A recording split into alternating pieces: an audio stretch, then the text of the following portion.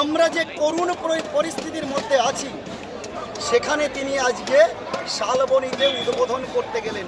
আর আমার আজকে যে 19,000 সামথিং শিক্ষক এবং শিক্ষাকর্মীরা পথে আজকে নেমেছে, শুধু পথে নামা নয়, তার পরিবারের খাবার ছিনিয়ে নেওয়া হয়েছে, পরিবারের বাঁচার সে অধিকার কেড়ে নেওয়া হয়েছে।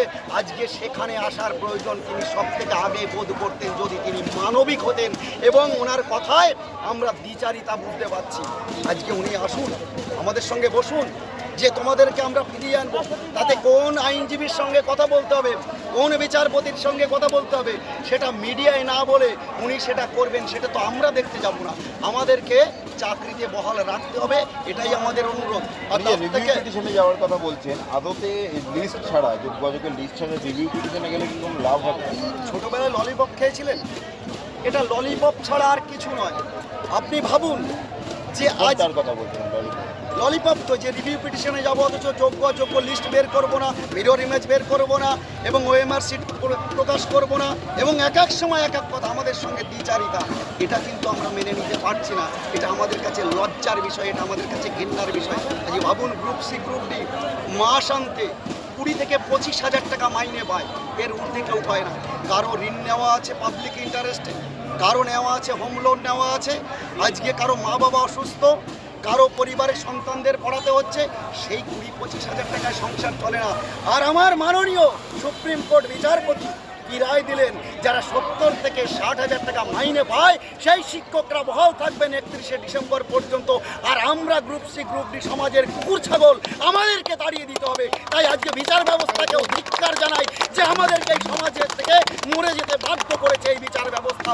আজকে লজ্জা হয় এই বিচার ব্যবস্থা, যারা আজকে দুর্নীতির সঙ্গে যুক্ত, এসএসসি, শিক্ষা দপ্তর এবং এই রাজ্য সরকারের বিভিন্ন ধরনের নেতামন্ত্রী, তাদের কোনো সাজা দিল না। সাজা দিল গ্রুপ সি গ্রুপ ডি এবং যোগ্য যে 19,000 শিক্ষক আছে তাদেরকে। আবার সেই অযোগ্য দুর্নীতিপরায়ণ এসএসসিকে পরীক্ষা নেওয়ার জন্যে আজকে সুপ্রিম কোর্ট রায় দিল।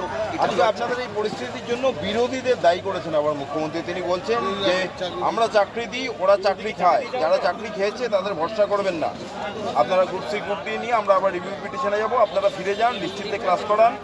যারা উস্কানি দিচ্ছে তারা বেতন দেয় না, সরকার দেয়, আপনাদের বেতন নিয়ে ভাবতে হবে না, আপনাদেরকে উস্কানি দিচ্ছে আমাদের এইখানে। এখনই তো আপনার সামনেই বলছিলাম যে কোনো রাজনৈতিক দলের কেউ আমাদের সঙ্গে দেখা করেনি, আমরা কোনো রাজনৈতিক প্রলোভনে নেই, আমরা শুধু পরিবার বাঁচানোর জন্য আর বাড়ির ছোট্ট বাচ্চাটার হাসি ফোটানোর জন্য আর মা বাবার ওষুধ কেনার জন্য আমরা আজকে পথে পড়ে আছি।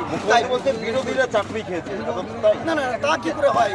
আজকে সরকার দুর্নীতি করেছে, এসএসসি দুর্নীতি করেছে, মিরর ইমেজ দিতে পারছেন না, যেটা আইনের ব্যবস্থা সেটা তিনি দিতে পারছেন না, দুর্নীতি হয়েছে, এটা সবাই জানে পশ্চিমবঙ্গের। তা বিরোধীদের হাত এখানে কোথায় আছে আমরা কিন্তু বুঝতে পারছি না। বিরোধী খাবে কি করে? আর যদি বিরোধী খেয়েই থাকে, তাহলে যদি দুর্নীতি পরায়ণভাবে বা অন্য কোনো কায়দায় বিরোধীরা চাকরি খায়, তাহলে আপনি তো সিএম, আপনি সরকার চালাচ্ছেন, আপনি সেটাকে যোগ্যভাবে প্রমাণিত করে আজকে কোর্ট থেকে আইন আমাদের পক্ষে নিয়ে আসছেন না কেন? কথা বলছেন কেন? আরে মুখ্যমন্ত্রী কেন বলছেন সেটা তিনিই বলতে পারবেন। রাজনীতি এখানে তো রাজনীতি নেই, কোনো রাজনীতি দেখেছেন আপনারা যে আমরা কোনো রাজনৈতিক আপনাদের কথা বলছি না। মুখ্যমন্ত্রী বলছেন, তিনি হয়তো এখান থেকে বাঁচার চেষ্টা করছেন। কারণ আপনাকে বলি, যেখানে অযোগ্য যারা, তাদেরকে বাঁচানোর জন্য উনি সব থেকে বেশি উঠে পড়ে লেগেছেন। কারণ অযোগ্য 8,000 যদি প্রমাণিত হয়ে যায়, সেই অযোগ্যদের 12% হারে সুদ দিতে হবে, মিনিমাম 50 লাখ টাকার কাছে।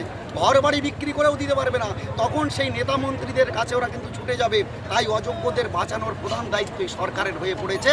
তাই এই সমস্ত কিছু উনি উল্টোপাল্টা বলতে শুরু করেছে। কি নাম আপনার? আমার নাম কবর, আমার হচ্ছে বাগনাপাড়া হাই স্কুল।